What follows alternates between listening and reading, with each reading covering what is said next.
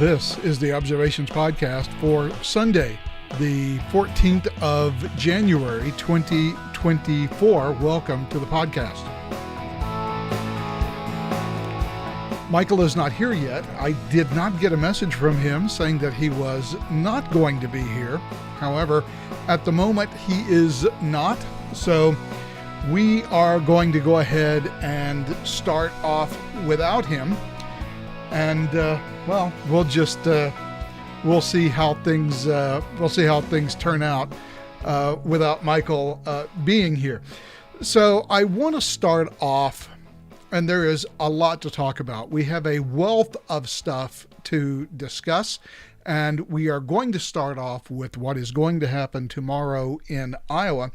And in Iowa, we are going to have the caucus tomorrow. Notice that Michael's Zoom window is there. I'm going to go ahead and disable that until such time as Michael is able to join us, assuming that he does. If not, we'll just turn Zoom off and we'll continue running.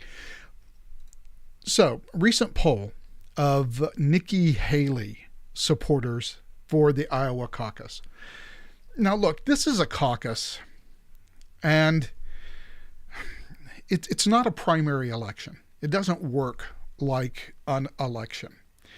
You actually have to have, first of all, an entire evening free because it is a fairly long and drawn out process. So wherever you live in Iowa, you have to get in your car and you have to drive to your local caucus location. A lot of times it's a local, high school gym or something like that. And you have to meet up there, and you have to all gather together in a group, and you have to listen to instructions. And then you begin to caucus. And the way that you caucus is that you just begin to divide the room into sections. And so you say, if you're going to vote for Donald Trump, go over here and stand over there.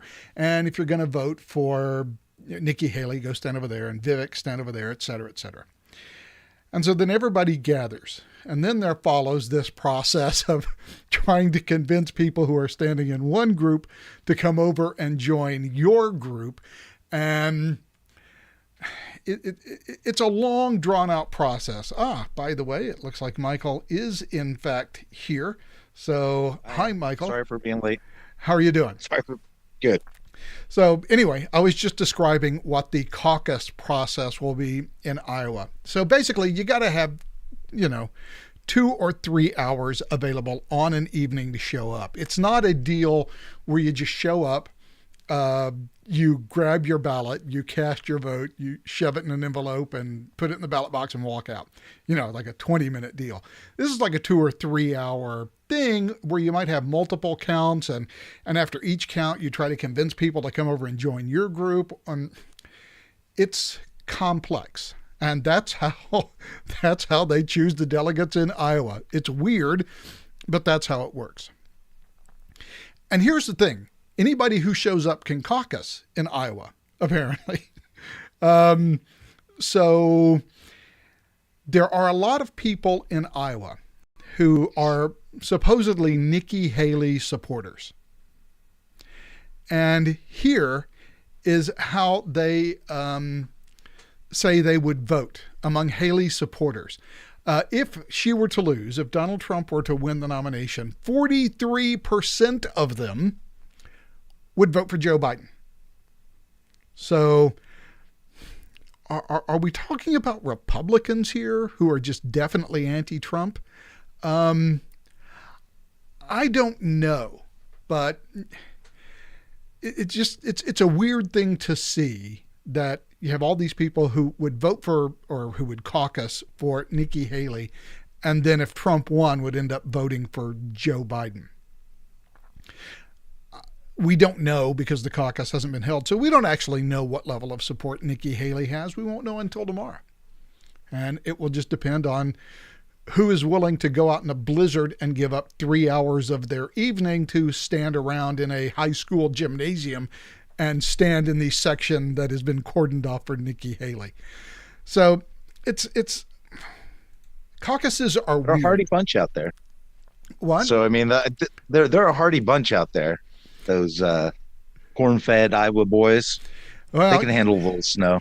you would have to be. My experience in living in that part of the country was largely Well, that's why you lived in unpleasant. Minot, didn't you?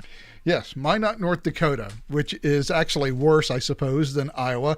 But at at that point when you're talking about winter, the gradations of awful are so minor to anyone who lives in the more temperate part of the country that I'm not sure I would notice a big difference between Iowa and North Dakota.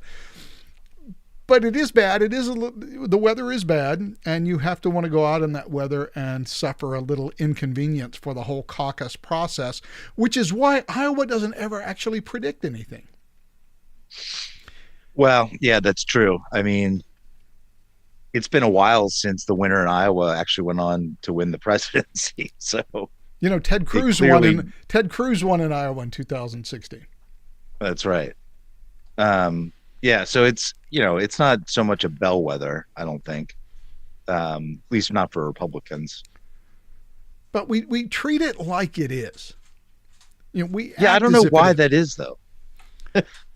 Because it's first, I guess. Neither do. And by the way, it hasn't been a bellwether for either side for a long time. I mean, No. if Iowa determined who won the nomination, we'd have been talking about President Gephardt in the late 1980s, or early 1990s. That just never happened. Yeah, and Bill it hasn't Clinton really didn't. changed much. Yeah, Bill Clinton didn't win Iowa. No. Of course, there wasn't a not like today. There wasn't a Super Tuesday back then. Yeah, well, not the same as today, yeah. Yeah, I mean there was what they called a Super Tuesday, where a couple of Yeah, states had the elections on the same day, but it's not like now, where 20 states have their primary on the right. same day. So, it wasn't until then that Bill Clinton began to pull ahead and then ultimately won the nomination. So, with caveat that Iowa doesn't predict anything, does it make any difference who wins tomorrow in terms of the shape of the overall nomination race? I think the biggest difference it's going to make is in who hangs on. Already Chris Christie dropped out. I'm sure there'll be some other dropouts after they don't register at all in Iowa. So we're basically left with Nikki, Trump, and DeSantis is what I expect. I think that's the biggest. Well, and Vivek is probably going to keep going. Um, I think that's the biggest thing is the um, paring down of the Republican field is probably the most likely outcome to come from that. I I don't know that Nikki Haley holds on after. I mean, she would have to do well to hold on. Well, we'll see if she does. From what I see, it looks like Ron DeSantis is running a huge ground game in Iowa, and I think he has to. Uh, Here's the thing. Given the fact that Iowa's not a bellwether, it doesn't usually predict anything. What we have been seeing is Trump ahead. I think there was a poll yesterday or day before yesterday that shows Trump was 73%. That seems like an insurmountable lead. Is that true? Well, we're going to know tomorrow. Right. And what does it do to the state of the nomination if DeSantis actually wins? Trump comes in at like 30% and he's neck and neck with DeSantis or Haley or whoever it might be, Vivek, somebody else. And I do note that Trump has been trying to torpedo. Vivek has been doing this thing of, Trump has all these problems. If you really want to continue Trump's policies, you got to vote for me. And Trump just savaged him on Truth Social yesterday. And all of the Trump people on social media just did a 180-degree about face on Vivek, saying, "Oh yeah, he's just another deep stater, just like Nikki Haley." So, how much of that is politics? How much of that does Trump mean? You never can tell with him.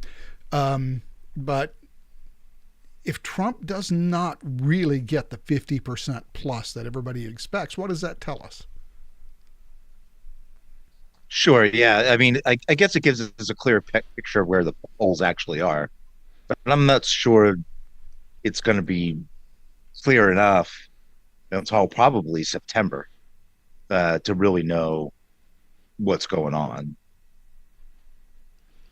Yeah, we see And all, it should be of likely voters too that we're polling, not just everybody that we can talk to. Yeah, so yeah. I don't know how that's going on. So it's something we'll have to watch tomorrow. And if Trump ends up not winning, and not winning by a huge margin, um, I I don't know what that means. He didn't even really show up in Iowa until this weekend.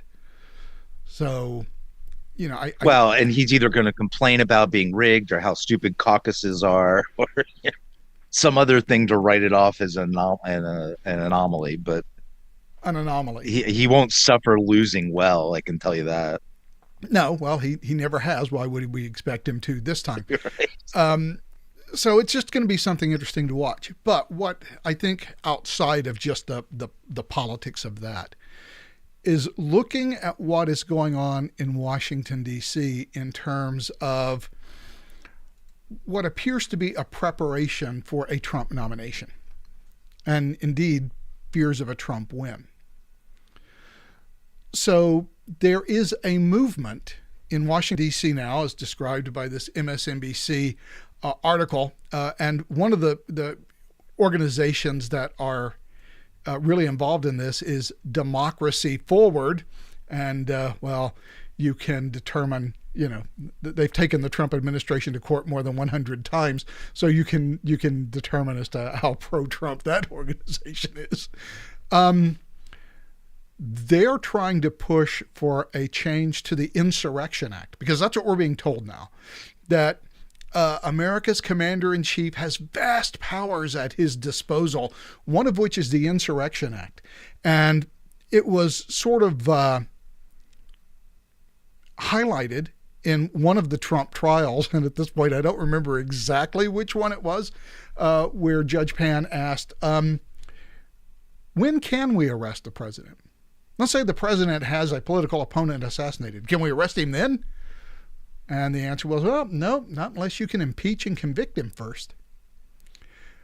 I don't know if that's true, because even though congressmen have some limited immunity when traveling to and from Congress, there's not much in the Constitution about the president and his level of immunity and what he can and can't do, and when he can be arrested and can't be arrested. I think the founding fathers assumed that someone who made it all the way to president would probably not be the sort of fella who would need to be arrested. And that may have been an oversight on their part, human nature being what it is and changing times being what it is. So I'm kind of curious. First of all, what do you think of that argument that, Trump can have? I think there's some merit to it. I mean, there is a process for removing the president built into the Constitution. It's the only process built into the Constitution for removing the president.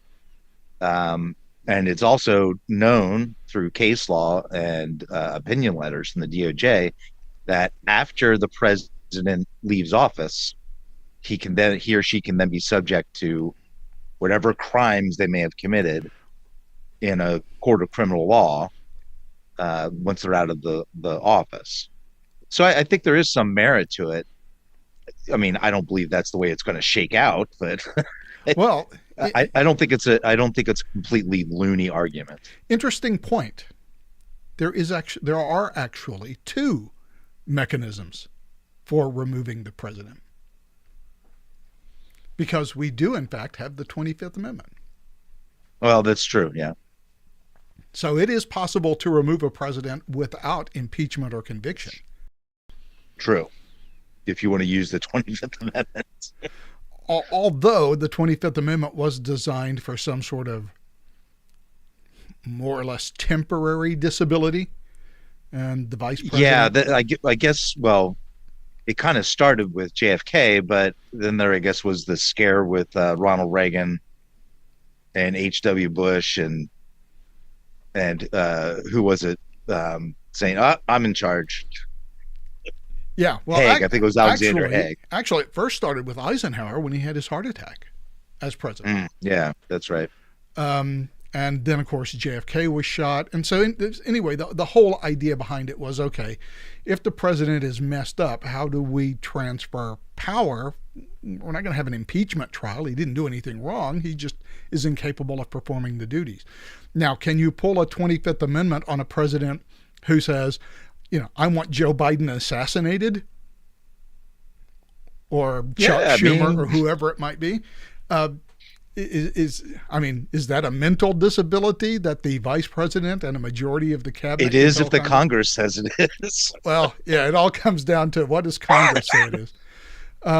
So there are two methods, but this whole idea is that Trump will somehow use the Insurrection Act and will call in the military to do something dictatorial. And by the way, this has gotten down into the military itself. Trump was saying he would send the military in to do some stuff, the border, this and that. So there's a lot of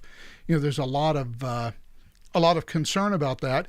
And at West Point and other U.S. military academies, they are now holding courses on their oath and their loyalty to the Constitution, vice obedience to the orders of the president.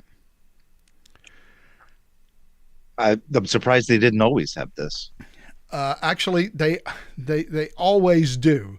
But they are now really emphasizing their loyalty must be focused on the nation's democratic underpinnings rather than on any individual. The problem with that is that we presume the orders we receive will be lawful. I mean, we do presume that our superiors in the military, all the way up to the president, will not issue illegal orders. And you have no duty to obey illegal orders.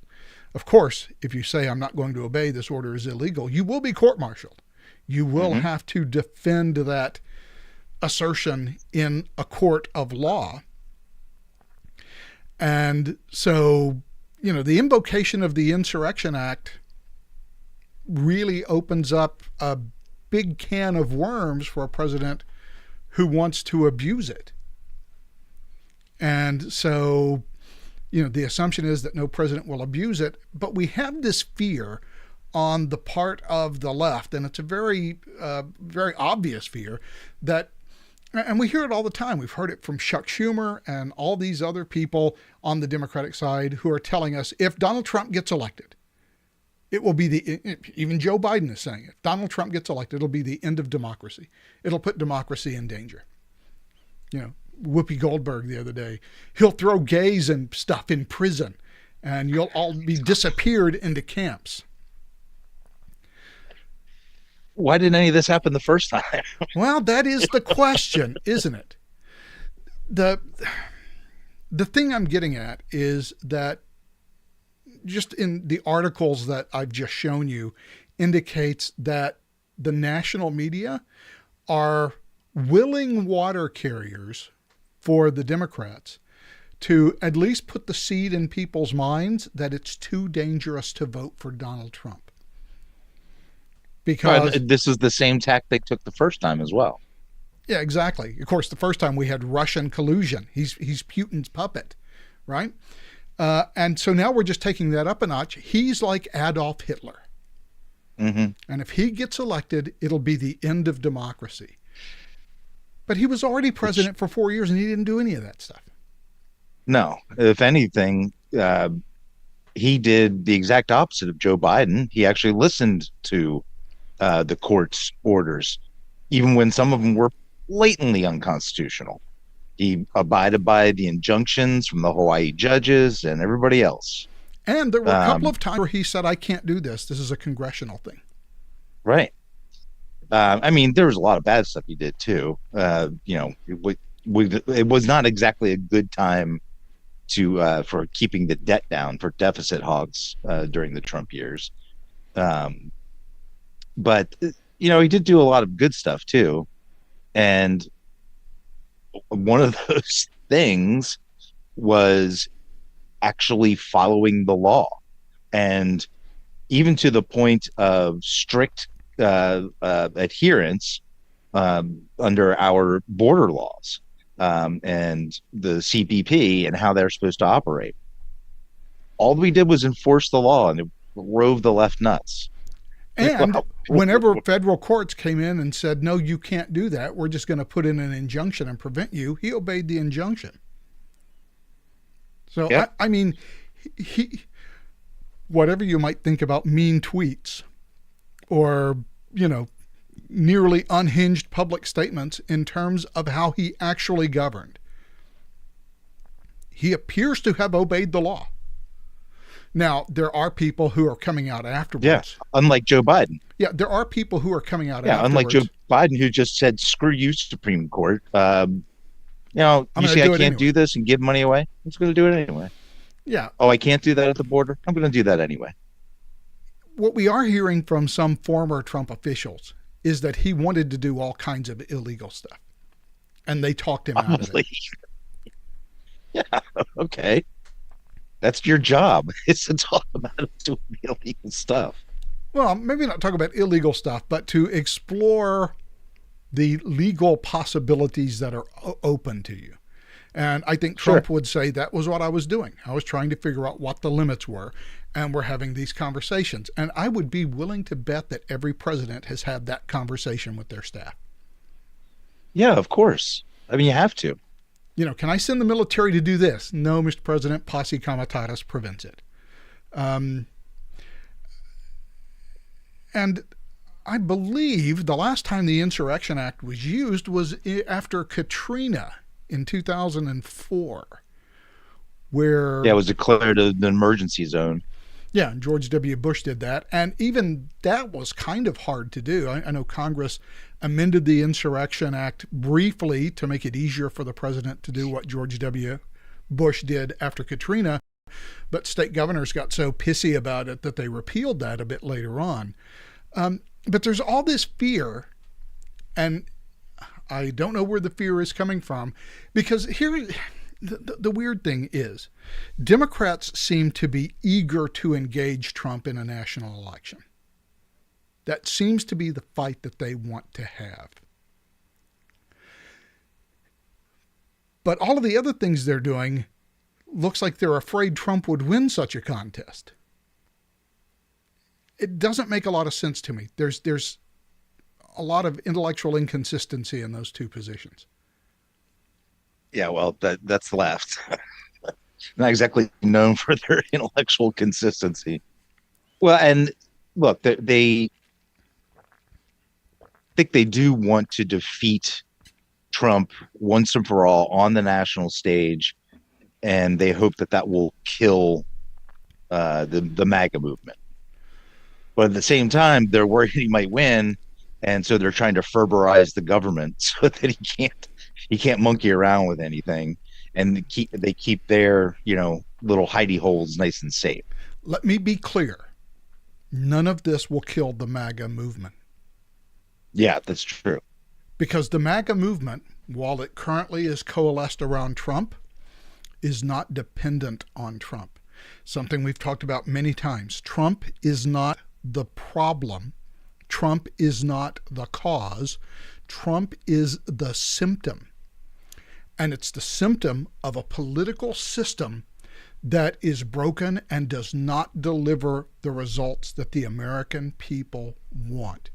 That's absolutely true. Just yesterday, we basically had Mitch McConnell and what's his name, Langford, in the House, Jim Langford, come up with a deal to basically keep the border open and provide, all this extra government funding and just basically allow Joe Biden to allow as many illegals in as he wants.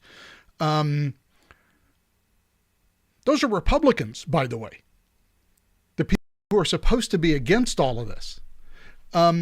Neither the Republicans nor the Democrats, and by the way, we see this with 2/3 of the American public not wanting either Donald Trump or Joe Biden as their selection for president in 2024.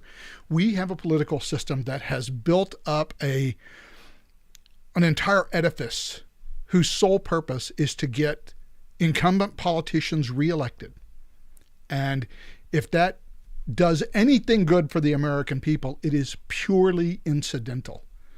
It's nothing more than a system that is designed to keep the elites in what they consider elite status. And if you think defeating Donald Trump is going to kill the MAGA movement, you're a fool. Because this really is not. It can be mistaken for charismatic strongman type of movement, but it's been growing and building since the early 2000s. I can remember when the Pork Busters movement started going, and then we had 2010 and the wave election, and then all these local elections with the Tea Party members. A lot of them ended up turning into scams, but those people who feel passionately about that stuff, fundamental things, the national budget, what we spend it on, all those things matter to people. And it's not just going to go away because you defeated one guy. There'll be somebody else. There'll always be somebody else. And it may be someone that you prefer less than Donald Trump. But But look, it does have the hallmarks in some ways of a cult of personality, right? Donald Trump says X one day, and you look on social media, right? And Cat Turd repeats it on Twitter, or X as it now styles itself. And then Donald Trump comes back and completely reverses what he says the next day, which is largely what he's done with Vivek Ramaswamy, where, Vivek was a great guy and now Vivek is a poison on the Republic. And you can just watch, barking like trained seals, all of Trump's, supporters, Cat Turd, coming out and saying, yep, Vivek is a bad guy. Trump is right. Okay, I can see why you might think there is a cult of personality built up around Trump. And, maybe you're right. Maybe in some sense there is. But here's the thing. If Trump goes away, if Donald Trump has a massive heart attack and dies tomorrow, someone else will come along. Because the concern, this is not about Donald Trump. It's about a broken political system that no longer delivers to the American people what they want. Now, yeah, that's exactly right. There is a larger problem, which is that the American people now appear to want, depending on what side you're on, two completely opposing things, and that both sides cannot be satisfied with any political system outside of totalitarianism. And of course, that would only give one side what they wanted. We're too far apart on issues. We're too far apart culturally. The Donald Trump problem is not going to go away. Even if Joe Biden wins re-election and defeats Donald Trump with another 81 million votes, okay, the MAGA movement is not going away, because the MAGA movement at the end of the day is not about Donald Trump. Right now, Donald Trump is the vessel for that movement. And I don't even think Donald Trump realizes that. I think even Donald Trump thinks that this is somehow in some way about him. And that should not surprise us, because my assessment of his character is he tends to think that about everything. But if he goes away and he is no longer useful, he will be ignored. But this movement behind him is not going to go away. There is, certainly on the right, a desire to return to an America that may no longer exist. And I'm not sure that that is healthy, but it's not going away. Yeah, it's just that there are so many people disaffected by both parties. If you only look at party identification, you're not getting a full picture of what's actually going on there. There's a reason it's a populist movement. It's because parties no longer really represent what people want. They may say that, but that's not what they do, and people have recognized it. And look, 2020 aside, and we can talk forever about how reliable that election was based on all of the changes that were made to election laws in various states, to allow a lot of people to vote who had not previously voted. I mean, look, when you're talking about a guy who has a greater percentage of the vote than Barack Obama had in Joe Biden, who is largely a functionary, okay, you got to wonder about how reliable that election was. But, and look, the morning after that election, or not the morning after, but the very first podcast after the election in 2020, both of us said 81 million votes seems an unusually high number for Joe Biden. But, okay, fine. If Trump goes down, obviously he's never going to run again. He'll be far too old. Joe Biden is not going to make it through a second term, I don't think. It'll put things off for another 4 years, but then assuming we make it to 2028, which is another thing I want to talk about, MAGA's not going to go away. They will latch on to somebody else. They will find another voice. And there are plenty of people out there, look, Vivek is one, who will jump on the America First train. Now, Nikki Haley won't, because Nikki Haley is an old school establishment Republican. Yeah, she's more of a Rockefeller Republican. But, I mean, you certainly have DeSantis. You got Mike Lee out there. You still got Rand Paul and Ted Cruz. I mean, they're not shy about stepping onto the national stage. So, and, you know, it may not be called MAGA anymore, but it's whoever addresses those particular concerns and presents a realistic plan to attack those concerns, you've got yourself a new train. You know, the warning shot across the bow to Democrats was 2016 when Donald Trump won Michigan and Wisconsin. Look, this was on the back of blue collar votes. It wasn't a big margin. It was a pretty small one, but blue collar votes are the votes. Oh, and by the way, sorry, Pennsylvania. Those blue collar votes were votes that the Democrats have thought they've had in their pocket since the 1930s. Well, and they did. I mean, I remember, I guess it was you and I watching the returns come in 2016. And the ones we were waiting for were all those Rust Belt states and the part, you know, the western part of Pennsylvania and, of course, Michigan and Ohio. And once we saw those going red, we rightly were like, well, we're going to see some surprises up north then. And by the way, we did. And by the way, the Democratic argument against Donald Trump, you'll note, is not a policy argument. Something we talked about last week. It's ad hominem. It's all ad hominem. It's all, he's Adolf Hitler just waiting. And sure, he didn't do it in his first 4 years, but when he comes back, he's going to do it. Which, by the way, all of the people who thwarted him or who betrayed him or what have you in his first 4 years, they still have their government jobs. Yeah. They're still there. They're not going to be any more cooperative now than they were from 2016 to 2020. So that's why we're hearing this. Well, he'll just impose the Insurrection Act. So he'll just send the military into the cities and there'll be tanks rolling down the streets. Really? I find that rather hard to believe. Didn't he threaten Chicago or Seattle with that? One or the other. I think it was Chicago. And Lightfoot was like, no, you're not. You know, we don't need your help. Okay. Governor Pritzker was like, no. We don't need any of that. Okay. Burn. Yeah, and by the way, what do you think is going to happen if Donald Trump tries to nationalize the National Guard and send them out, declare martial law, grab the National Guard, and send them out in the streets of Chicago? Do you think they're going to go?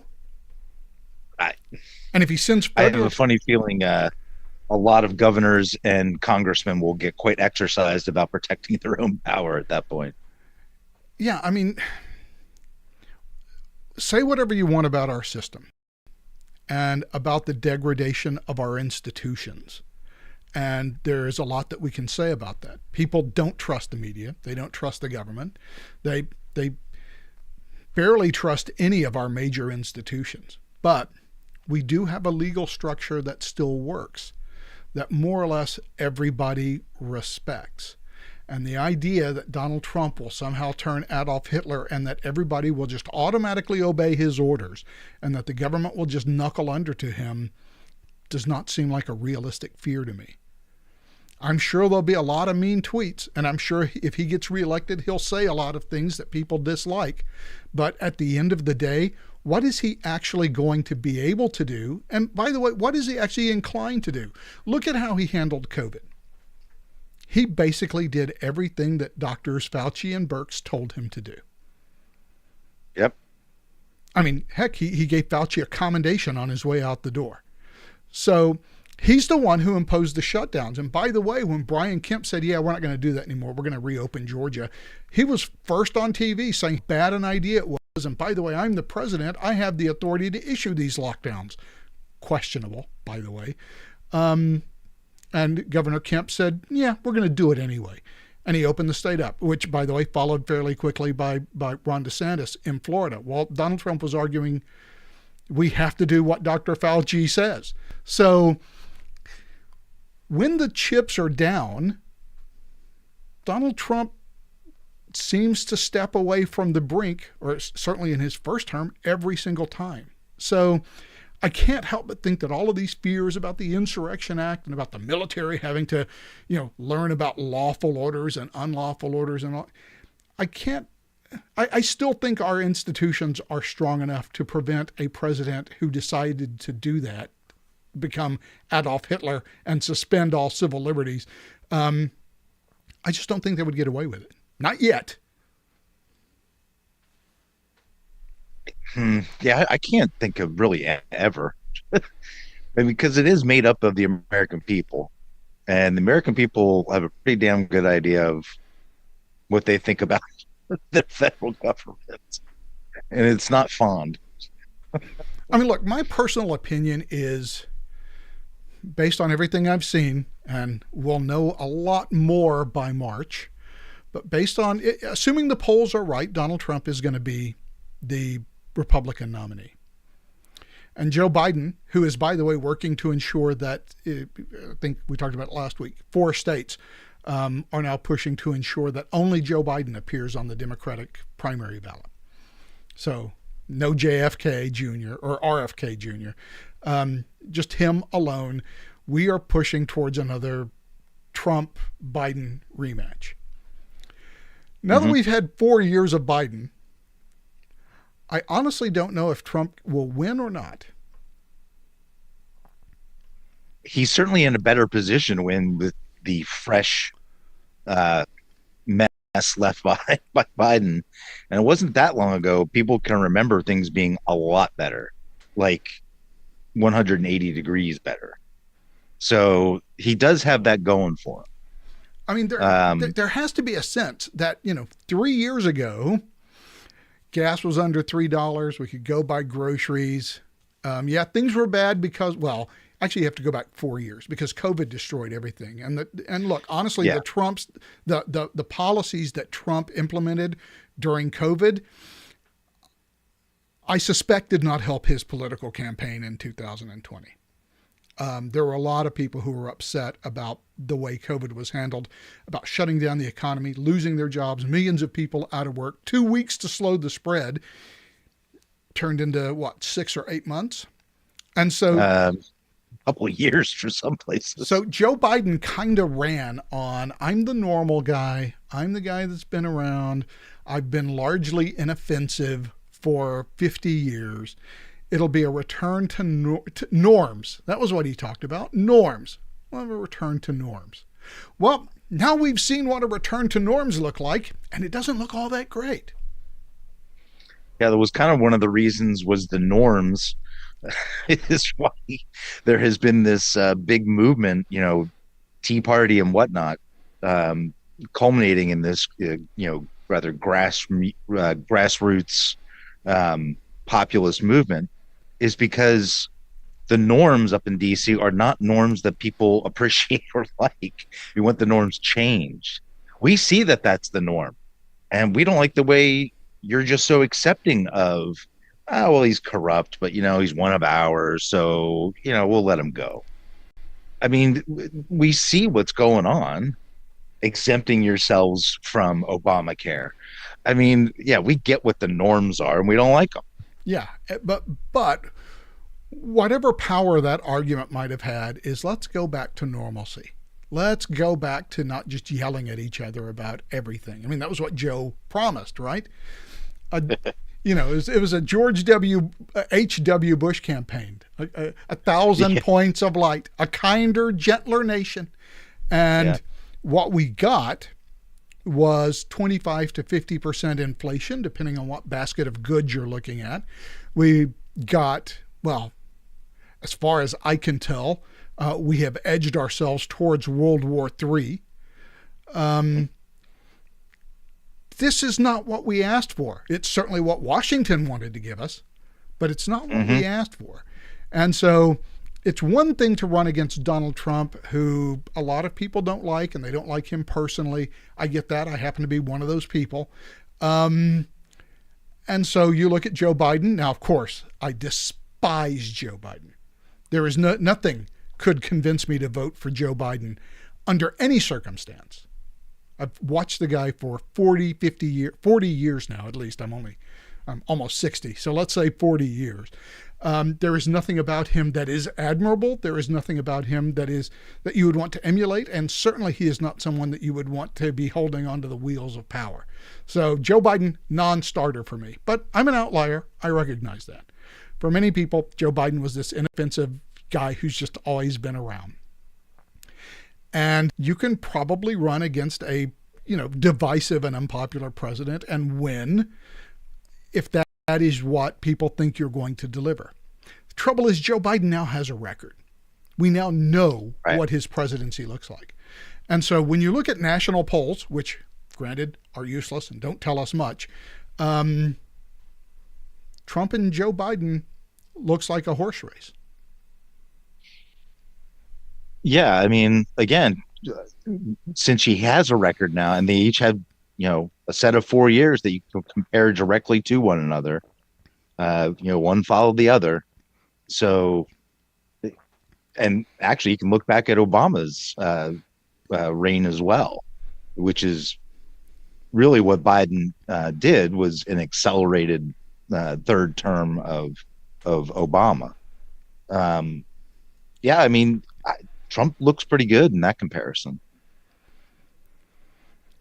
Yeah, so I don't know.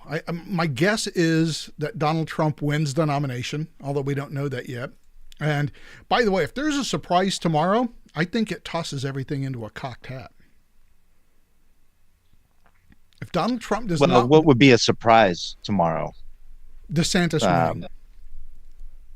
I don't think it'd be a huge surprise, though. He's the one, I think touting what a great ground game he has there. I think for most people, look, most people don't know anything about ground game. Most people don't even know what the Iowa caucuses are, or how caucuses work, or how important it is to get people to, drive shuttle vans up to your house and shuttle you to the caucus and back, and all this other logistics. People don't know that. What they know is when they look at a poll and they're casually scrolling through the headlines on break at work, because they wouldn't do this during work hours. When they're on break at work and they see an NBC headline that says that, newest poll, or Fox News, whatever it is that you watch, and you see the newest poll that says, Trump now is ahead, has 63% in Iowa. If the day after Iowa you see Trump gets 35%, DeSantis 38%, that is shock. Yeah, I guess it could be for some people. I think for most people, if Trump finishes outside of the top two, that would be a bigger shock to me. That means that he's not as well placed as he should be. His campaign is not as thorough as it should be. And maybe it would also suggest to me that staying out of the debates was a bad idea. I'm on record already as saying I think it was a pretty smart move for him to stay out of the debates. Yeah, Trump has nothing to win by going to any of these debates. Nothing at all. Right. So I think that was the right move. But if he ends up in like third place, which I have a hard time believing he would, but if he did, um, that's bad news for him. That's not good news. And I don't know if that's good news for the GOP. I would love it to see somebody other than Trump uh, get the nomination, but I'm not sure how that's going to happen. It just seems like he's got too much of a groundswell of support, and it's contagious. Yeah, assuming all these Rasmussen polls are right, sure. Yeah, Are they? I I don't know. We have this. yeah, we don't know. Yeah, we have this perennial debate about whether the polls are good or whether they're not. Yeah, And I don't know that we can get into that debate again. We don't know. I have an innate distrust of polls, but they do turn out to be sometimes very close to the mark. I don't know, and we won't know till tomorrow. I think if Donald Trump comes in third, that's a disaster for his campaign. for him, yes, And I don't yes, know if that's a recoverable disaster, because when he now goes out and argues, well, I'm the one who, is the only one that people want. More than half of Republicans support me. That may be true, but we'll have a better idea about whether or not that is true after tomorrow night. And if it turns out that it's not true in Iowa, then that makes it really hard to carry that argument going into the actual primaries that come up in another, 2 weeks. right. Well, and the big one for I always say for GOP is South Carolina, um, and I can't imagine that Haley would back out before then. That's going to be her, you know, her swan song or her launching. It's going to be one or the other. Having said all that, there is at least a quarter, perhaps a third, perhaps even more of people who are just going to be on the Trump train and they're not getting off And of it. only Trump, yeah. And only Trump. So there is an only Trump electorate out there. So if Trump doesn't win, what does that presage for the general election? And I think the bad thing is that we're going into a general election with two presumptive nominees, and I think it's pretty fair to say that Joe Biden is going to be the nominee, definitely for the Democratic Party. There's an excellent chance it'll be Donald Trump. What we're going to end up with is an election campaign, a general election campaign, where basically we're just dragging all kinds of skeletons out of the closet because both administrations have skeletons to drag out. Yeah. I think from a tactical, Well, and especially if they're not going to debate each other. I mean, not that I think we get much out of presidential debates anymore anyway. Um, but if they're not even going to get on the same stage together, it all it almost makes it like a virtual election or something. yeah, look, I don't think Joe Biden can debate, not anymore. I just don't think he has the presence of mind to be able to handle himself in a public, unscripted debate. I mean, it's getting very iffy for him to have one-on-one interviews with friendly journalists. I think a debate is going to be awfully rough for him. And look, I think agree. against Joe Biden, I think Trump would want a debate Oh yeah, because Donald but Trump, only because he can slam him and make him look like a fool. yeah, exactly, because Donald Trump is still sharp enough to be able to do that. He is, Right. 3 years younger than Joe Biden, so he still has the presence of mind that Joe Biden doesn't have to be able to pull that off. I think from a tactical point of view, it would be better to have a candidate who didn't have a bunch of baggage after having been president once. Yes, But look, Grover but you Cleveland. don't go to the election with the president you may wish to have. Yeah, you go to a war with you go to an election with the nominee you have. And look, Grover Cleveland pulled it off. Yeah. It's possible Trump will again. I mean, Although Chester A. Arthur was considered pretty bad. but but how different is that from today? I mean, Joe Well, Biden. that's true. And look, Joe Biden has a problem on his own side. Joe Biden has a problem on the left.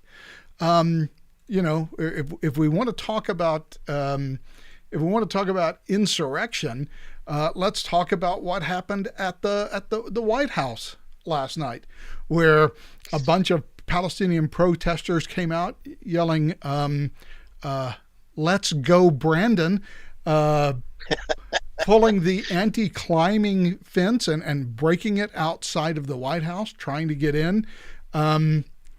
They don't like Joe Biden either because of the whole Gaza situation and what's happening. And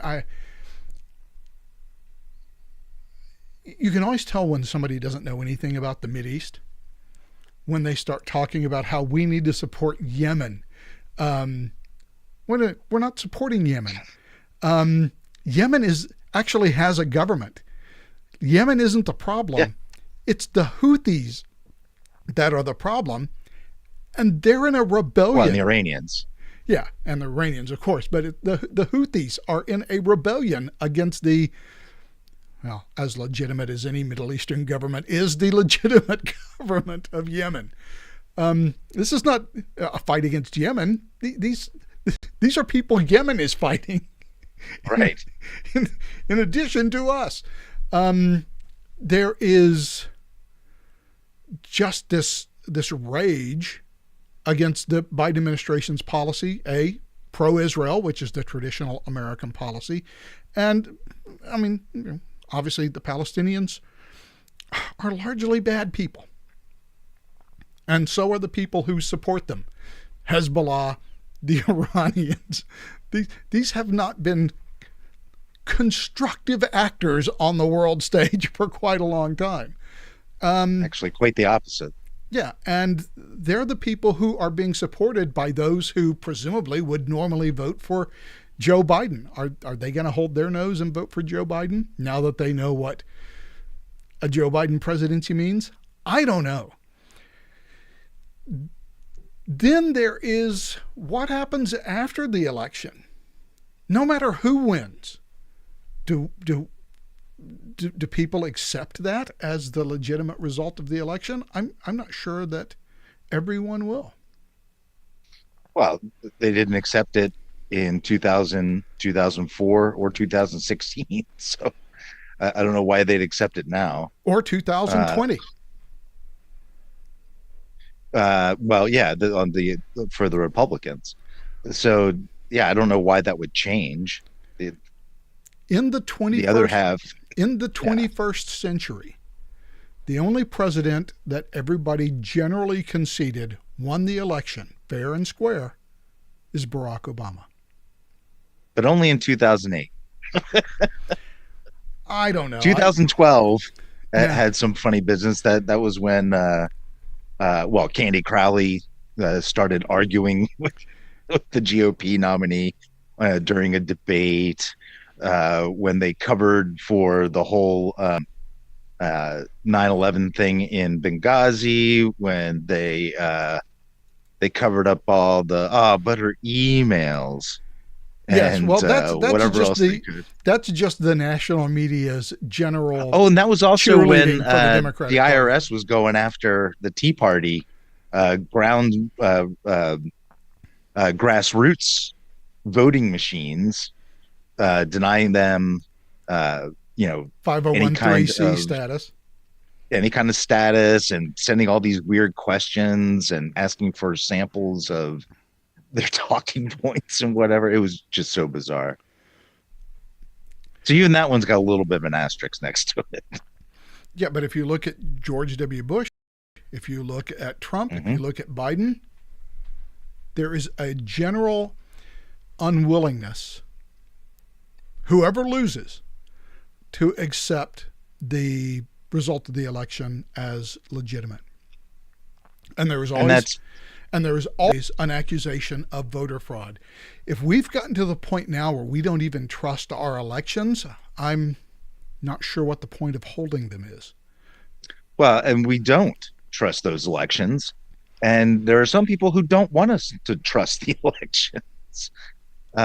They do everything they can to make it a shady, opaque process, to just allow anybody to vote, whether they're allowed to or not, then claim that there's no such thing as voter fraud. Yeah, whenever you can't, we talked about this, I think, in 2018 during the midterm elections, whenever Chris and I went out here to vote in California. And there was all this elaborate security theater that we were subjected to. And it was like, oh no, we have to be sure that this is right. We have to be sure that that is right. And oh, you have to sign here to vote. At no point was I asked for an ID. No point was I positively identified. They handed me a log that says, hey, this says you live at this address. Why, yes, I do. Well, you have to sign here. You can't vote unless you sign. Sir. All right, well, I guess I better sign then.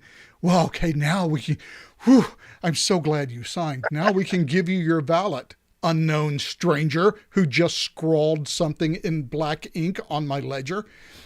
Please go vote now. And that's not just in California. Think of all the states that have motor voter laws. So, and California, was it like Colorado and Washington? I think send out automatically a voting package to every registered voter, whether they still live there or not, or whether they're alive. With motor voter, like in California, when you renew your driver's license, hey, you know what? We're gonna register you to vote because you have a driver's license. Even if you're not allowed to vote. By the way, you know who else gets driver's licenses in California? Illegal immigrants. Yep. And the DMV doesn't know whether you're an immigrant or not, or a citizen, or authorized to vote, and they don't have to. They just say, hey, you've got a driver's license. You ought to go vote. Again, we have all this elaborate security theater and no security. And every time a state like Georgia comes and says, okay, well, here's what we're going to do. We're going to tighten up on our election laws, and we are going to ensure that when you show up to vote, that you have to identify yourself. Well, that's just a return of Jim Crow. Jim Crow 2.0. Yeah, there are plenty of people in politics, most of them in the Democratic Party, who do not want any election security at all. And you, by the way, you see it just whenever there's some Secretary of State says, hey, you know what? I'm going to purge the voter rolls. Oh, no, you're not. We're going to pretty trot into federal court, and we're going to sue you for a violation of the Voting Rights Act of 1965. How it's the Greta Thunberg. How dare you? How dare you? Well, it's actually part of the Voting Rights Act that we're supposed to purge the Secretaries of State are supposed to purge the voter rolls. So it's like, and I think most states have, an ongoing purge every so many years or every other year. Or I know that when Secretary of State offices in one state talk to another state about somebody who's moved, so they can verify that they are a resident, then they verify that to the old state, and the old state's supposed to take them off the voter rolls. That I don't know if that always happens, but anything you can do to keep as many voters on the rolls as possible, alive, dead, even better. Yeah, but look, you know it's not going to happen for the most part, because every time somebody does an audit of the voter rolls, look at what they did in Arizona, where they went through and said, okay, let's actually go. And by the way, it took a federal court battle just to allow them to do this. Let's just go look at some of these addresses and see if these people live there. And lo and behold, they didn't. Huh. And you always get these things where they're like 30 some voters at the same address. Yeah. And you always get all the anecdotal stories of people who say, yeah, my dad died 2 years ago, but I got his voter packet.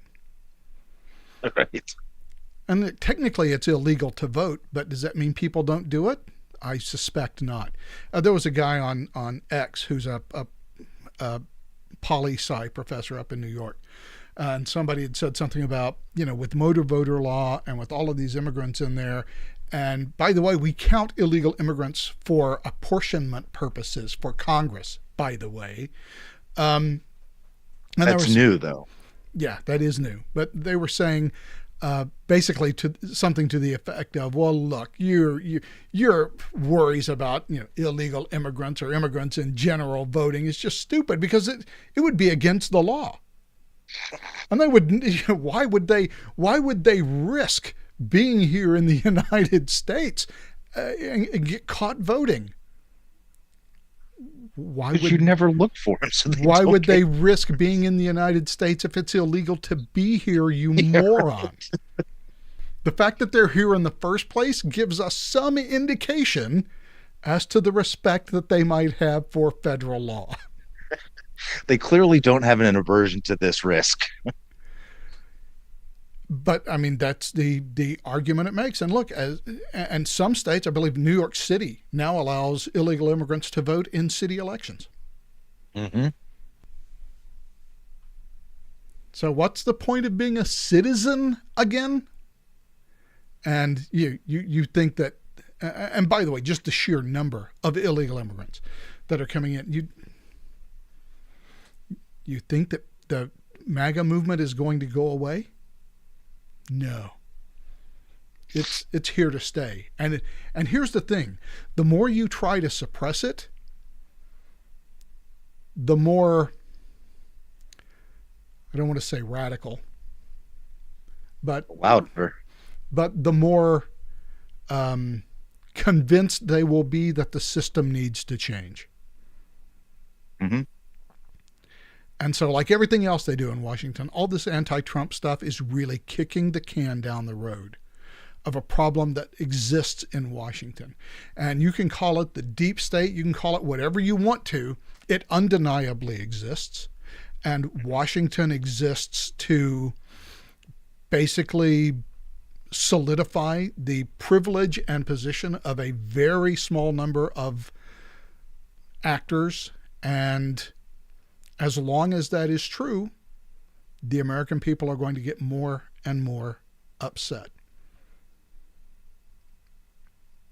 And that is complicated by the fact that the political polarization in this country is now just off the charts. And it's not just a political polarization between left and right. If you look at the right and look at the vitriol and the invective that goes on between DeSantis and Trump people, and then go look at the left and look at the vitriol that goes between the pro-Palestinian people and the pro-Israel people. It's not that we are breaking into two ideological tribes. We are breaking into a multiplicity of ideological tribes, none of whom seem to share the same institutional concerns that, when I was younger, were broadly shared across the political spectrum. Well, and there's also the problem that people aren't taught to share ideals. You have a certain set of ideals based on the color of your skin and your social economic status, and that's just it. You're either an oppressor or you're oppressed, and you can't do anything about that. So I don't have to share ideas. My ideas are right. Everybody else is just wrong. And when everybody thinks like that, there's no way to share anything. There's no way to have any common interest or common goals. Yeah, well, this dividing Americans into groups and having what is into a group spoil system. I think earlier this week, I forget where it was, but it was I think it was Johns Hopkins Medical School. Their DEI official, their top DEI official, released a statement that says, well, if you belong to some groups, even if you don't know it, even if you're completely unaware of it, you have privilege. So if you're heterosexual, you're white, you're a man, you're a Christian, you're a conservative, you have a position of privilege that you don't deserve. And of course, Johns Hopkins was, with public outcry, was forced to repudiate that, right?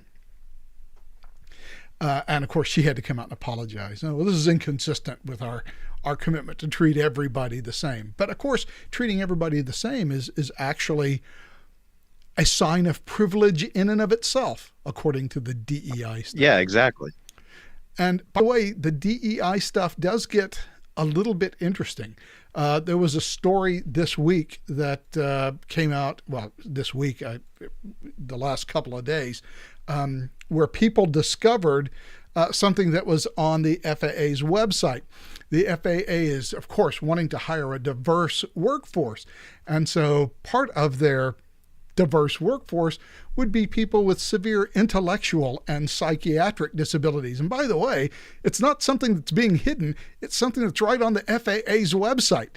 If you go and you look in their diversity thing here, individuals with targeted disabilities. Here we go. This is it. Targeted disabilities. Hearing, vision, missing extremities, partial paralysis, complete paralysis, epilepsy, severe intellectual disability, psychiatric disability, and dwarfism for some reason as another one. Okay. Severe intellectual disability and psychiatric disability. Look, if you're hiring somebody as a GS3 who is going to be mopping the floors at the FAA headquarters, if they have severe intellectual disability, that's probably not a bad thing. If you're hiring traffic controllers, hearing and vision disabilities, severe intellectual disability, that may be a problem. And psychiatric disabilities for an air traffic controller, like one of the most high stress jobs available. Yeah, well, of course, the FAA hires, more people than just air traffic controllers, obviously. But, there are some things that might just prevent you from having a job, no matter how compassionate the federal government might want to be towards you. But this whole DEI thing, I mean, it really is nothing more than just dividing Americans among different groups, some of whom happily get to reside in protected classes, while others do not. And I think it's interesting. I saw an interesting thing because it was coming up. We're coming up tomorrow on Martin Luther King Day, and someone wrote about Jackson King Day, as it's known here in Virginia. Yeah, and some wag on X wrote about Claudine Gay. She was promoted because of the color of her skin, but fired because of the content of her character. Yeah, I saw that. That was good. Which is amusing, but the whole DEI movement is literally the opposite of what Martin Luther King was fighting for. Yep. And it never ceases to amaze me. People on the diversity side are now making arguments explicitly, in some cases, for racial segregation, using more or less the same arguments that were made by the segregationists of the 1950s. Yeah. Well, what's that great video with one guy's the racist and one guy's the woke person, and they agree on everything about racism? Oh yeah, there's a YouTube video, the conservative and the racist and the liberal who are talking. Woke. Yeah. And the woke person, they're talking about race, and as it turns out, they agree on everything. It I tell you, it kind of reminds me, one of the few times in recent years that Saturday Night Live has actually hit the nail on the head, and actually it's not really all that quite recent because it takes us back to 2016, where with Dave Chappelle and the voters. No, Dave Chappelle was an interesting monologue, but I'm actually referring to a sketch that they did with Tom Hanks called Black Jeopardy. Oh yeah, that's a good one. And Tom Hanks goes on there with his red "Make America Great Again" hat, and they started talking about things like giving the government your name or allowing them to track you or whatever. And Tom Cruise was thinking, "Yeah, that's how they get you." And the You're best, all right, Doug. The best line on that was Tom Hanks came in and said that, and the moderator goes, "Yes. Yes.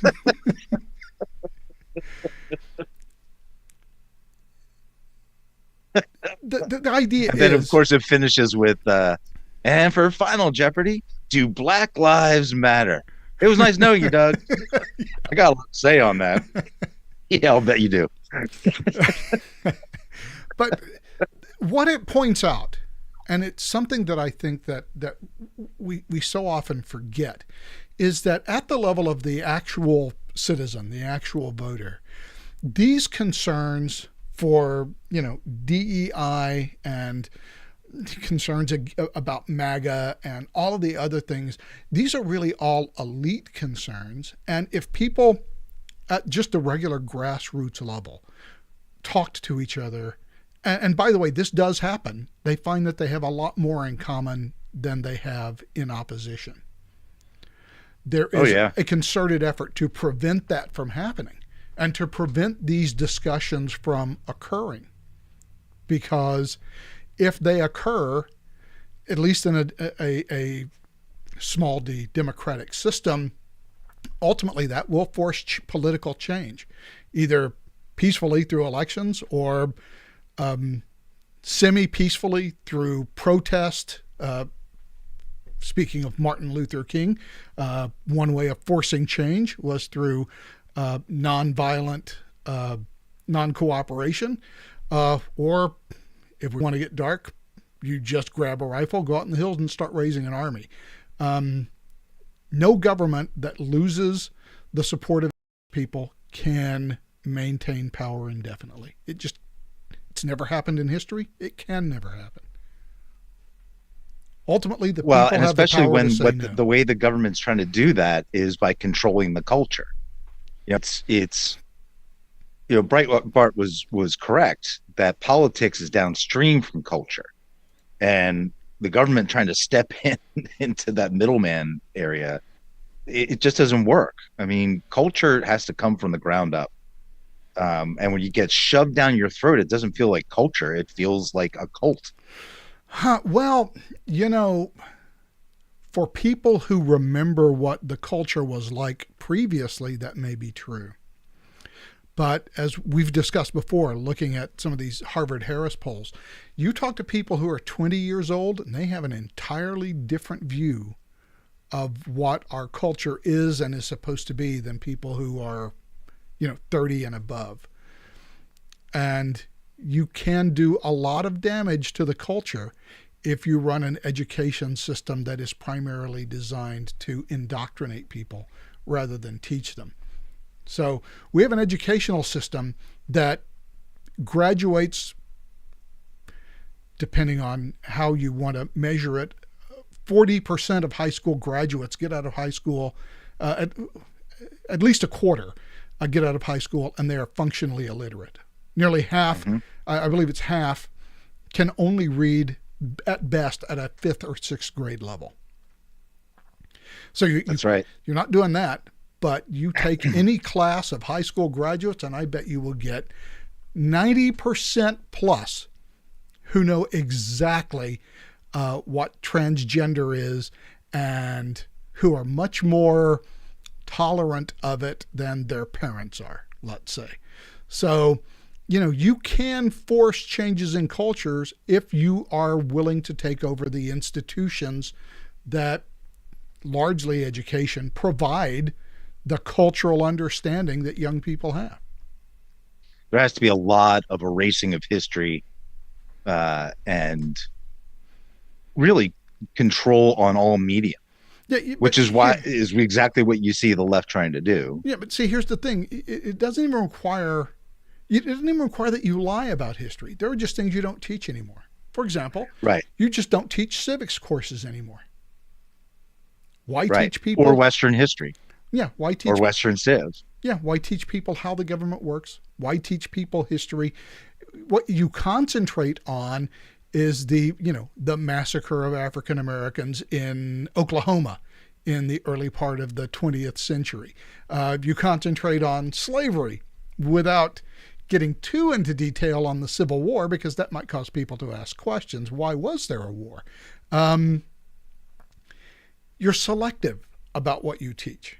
but what you teach is the Django Unchained version of history, which is dramatic and it is emotional, but it certainly lacks nuance. And that's really all you have to do. You can teach people things that are 100% true. You just ensure that you teach it without nuance. Well, that's why some people say that the most important news that the media deals with is the stuff that it hides, that it doesn't even actually report on. Yeah, it's the self-censorship of the media. For example, how many people are aware that farmers in Germany for the last week have been shutting down autobahns and dumping manure in front of government buildings because the Germans basically are just about to, for environmental concerns, obviously, and global warming concerns, are just about to shut down farming effectively in Germany. Mm-hmm. I mean, if you look, you can find it.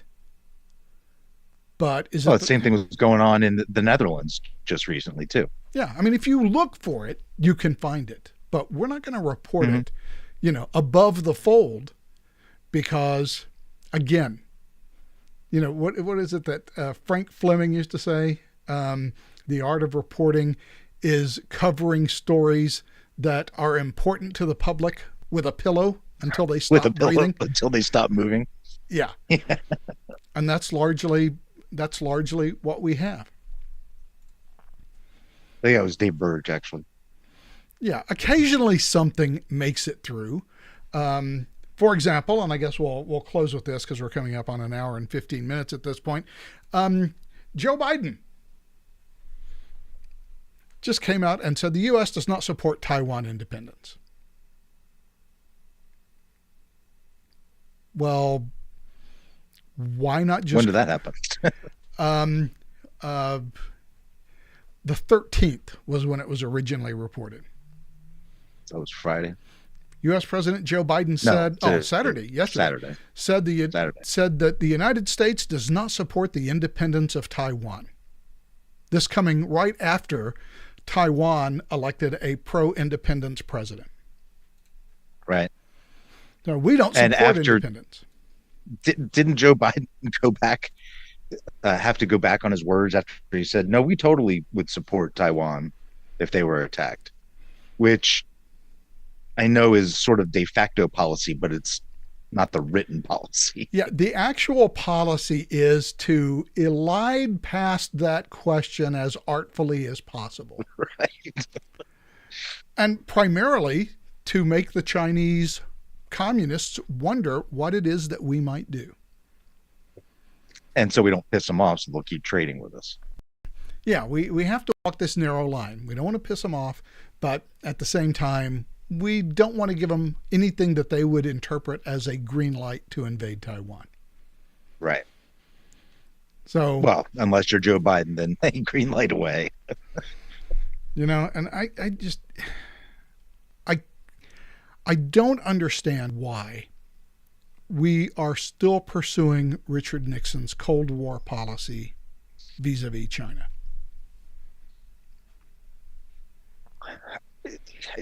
Because it worked to a certain degree back when it was tried. Yeah, up until... a lot has changed since then. Yeah, right up until 1989. Mm-hmm. And at Tiananmen Square, we should have taken a step back and realized this regime is not changed enough from the glory years of Mao Zedong for us to be able to engage with it as a normal country. Right. And once the Soviet Union fell, I'm not entirely sure what our impetus was on treating China much differently than we treated the Soviet Union. China is not and has never been our friend. And it seems to me that the policies that we've pursued vis-a-vis China since 1989 have done nothing more than make the Communist Party stronger. And now we have in Xi Jinping essentially a reincarnation of Mao Zedong. Now, yeah, On the plus side, over the last couple of months, we have seen a massive purge of China's military leadership, largely because China's military appears to be ineffective. In their missile field, they found out that most of the doors on top of their intercontinental ballistic missiles would not open if they gave a command to fire. They have apparently the corruption is so bad that they are replacing their rocket fuel with just water so that the weight is fine, but there's no rocket fuel. And some people are actually using rocket fuel for fuel. There's somebody who was talking about they were flash frying. Yeah, and they're making hot pot with solid rocket fuel. I don't think China is as militarily impressive as they want everybody to think. And yeah, I have no by doubt. The way, we've already learned that about Russia. Yeah. Oh, and by the way, average age of a Russian KIA in Ukraine. You want to guess what that is? 32. 35. Wow. They have KIA. I thought 32 was high. Yeah, 32 is high. The average American death in Vietnam, the average age of the American soldier in Vietnam was 19. 32 to 35. And by the way, you may be right. It may not be 35 because now I'm second guessing myself because I don't have it right here in front of me. That tells you horrible stories about their demographics and their ability to recruit in their military. And by the way, they've got KIAs all the way up into their 50s. So that's not a good sign. And I'd be willing to bet that China is in the same position. Very similar one, yeah. Everything looks great from the outside. I'm not entirely sure how effective their forces would be. Maybe if there was a ground invasion of China, they could withstand it. I think they've got plenty of bodies, but I don't think they have a projection force. Couldn't do it when the Japanese invaded. That's true. Now, obviously, it was a much poorer country, but yeah, I mean, manpower was not China's problem in the 1930s. No. But they were singularly ineffective. I'm not entirely sure that, despite what Biden says, I'm still not entirely sure that China can invade Taiwan now. And I think in 10 years from now, it might pretty much be impossible. That would be excellent. But that means that we have to keep arming Taiwan. And we should be doing a few more pass-throughs, the South China Sea, I would imagine, too. Just kind of let them know we're there. Yeah, just have an aircraft carrier hanging out in international waters. But you know, the Chinese do appear to have fallen for their own propaganda. They do appear to think that, and by the way, this is what Xi says he wanted, and what Xi has been arguing for, is China needs to be a world-class military. I don't know if a totalitarian system can build a world-class military. The things that you need to not a full military. I could see like a special forces or something like that. Yeah, maybe, but the things that you need to make a world-class military means devolving decision-making capability down to the lowest level possible. You know, which means literally if your sergeant gets shot, some corporal can jump in and take his spot. And if your lieutenant gets shot, some sergeant can jump in and take his spot. And by the way, we can look at America's record in World War II, where in some battles we had casualty ratios that were so high that you literally had corporals running platoons. They just stepped up and they took over when their sergeants and their lieutenants got killed, and they maintained cohesion because America traditionally has concentrated on independence at the local level and pushing down decision-making to the lowest possible capability. That is a very, very dangerous concept in a totalitarian society. Yeah, absolutely. Can't have anybody thinking for themselves. You know, the Soviets treated tactical maps as military secrets, and no one under the rank of lieutenant was allowed to have a map in their possession. That does not bode well for a flexible and effective military. And look, you can look at how Russia's done in Ukraine. It's been a disaster. Like all Russian military campaigns have been a disaster. Even in World War II, Russia won simply by their ability to throw millions of men into a meat grinder. And look, numbers, as Stalin said, have a quality all of their own. Mm-hmm. But it sure is an expensive way of doing things.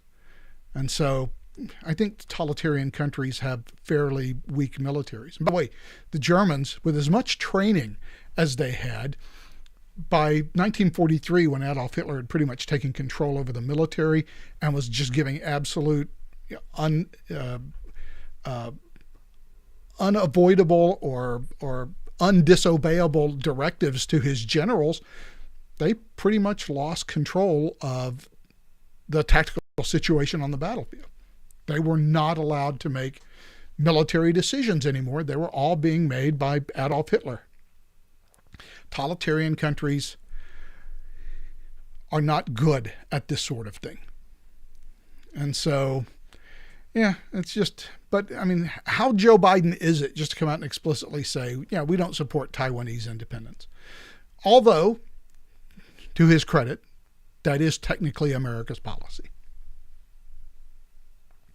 Yeah, the unspoken policy that, well, we really do, but we don't officially. Yeah. I mean, we don't recognize Taiwan as an independent country anymore, right? They have no diplomatic representation. We voted to toss them out of the UN in the 1970s under Nixon. And in the 1980s, whenever the Chinese started making, unpleasant mouth noises about it, we sent their ambassador home. And we recalled the American ambassador. So we don't have any formal diplomatic ties with them. So we have, at least in one sense, cut them loose. Mm-hmm. But we still have a lot of economic ties, and there are political ties as well. So we're not unknown there. They aren't unknown here. No, but it's you just don't tell the Chinese that we don't support independence. You have to be very careful about those statements. And yeah, that's not something you need to be announcing at all.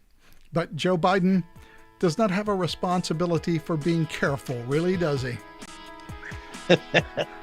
Well, Michael, as always, pleasure to talk to you. We will look forward to talking to you again next week. We're out of time now, but thanks for being here, and I'll talk to you next week. All right, see y'all.